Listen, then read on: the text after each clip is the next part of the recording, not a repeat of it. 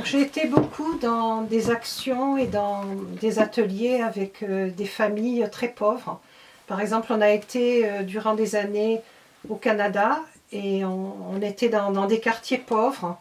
Là par exemple, on peignait sur des murs, sur des portes, dans une cité très pauvre du Canada. D'un homme, Yvan, qui dit « le mouvement, c'est faire l'amitié avec d'autres personnes ». Et c'est ça qu'on a essayé de vivre avec Didier, mon mari, au fil de notre vie. J'ai fait beaucoup d'ateliers à la manière d'eux. Et là, j'ai choisi un peintre qui était aussi architecte, qui a fait des maisons, des choses comme ça. Et j'ai pris juste sous l'aspect de l'aspect. Dans notre monde, il y a beaucoup... lui, il disait « Je suis convaincu que l'acte de création s'est fait sous forme de spirale ».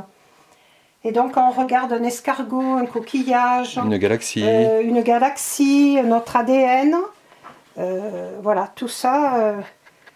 Et donc, pendant cet atelier, qui était très coloré, parce qu'on a mis plein de couleurs, parce qu'il disait justement, mon point fort, c'est la couleur, un monde où les couleurs gaies sont toujours synonymes de paradis. Et donc, on a fait avec plein de gens des spirales. Et pendant des années, nous étions, Didier et moi, puis d'autres personnes, devant une gare.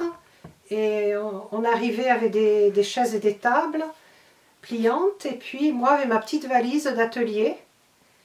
Et voilà, j'ai beaucoup dessiné et aussi écrit à ce moment-là. Alors, je voulais vous lire quelques textes. La solitude du pigeon. Pesamment assise sur un plot du trottoir, dans le brouhaha de la ville et des voitures, ses sacs plastiques autour d'elle, seule, inconnue et non reconnue, elle parlait à un pigeon.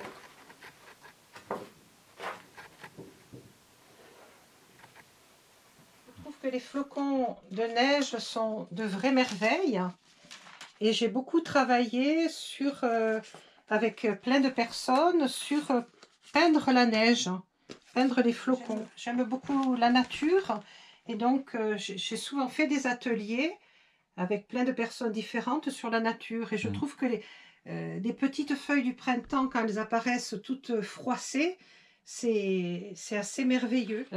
On commençait par un gribouillage simplement en stylo bille et après selon l'inspiration, on mettait des couleurs et ça a donné des temps très chaleureux. D'atelier. Ces années, on habitait en Suisse, une maison qui était une ancienne ferme rénovée. Et j'ai fait beaucoup d'ateliers avec plein de gens différents. Et cet atelier, c'était pas mal au cours de la fête d'été qui réunissait peut-être des fois 200, 300 personnes. Et donc, c'est assez librement avec la peinture, avec le pinceau.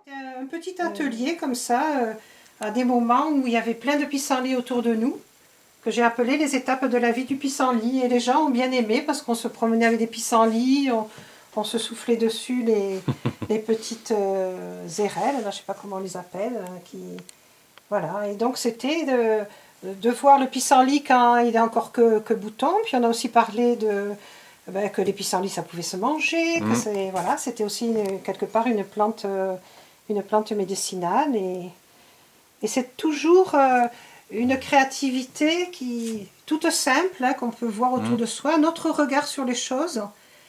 Et si on prend ma créativité à moi, ça a été vraiment de faire que des gens très pauvres puissent faire des ateliers, puissent sentir en eux qu'ils étaient aussi créatifs et que leur vie, ce n'était pas qu'une succession de problèmes.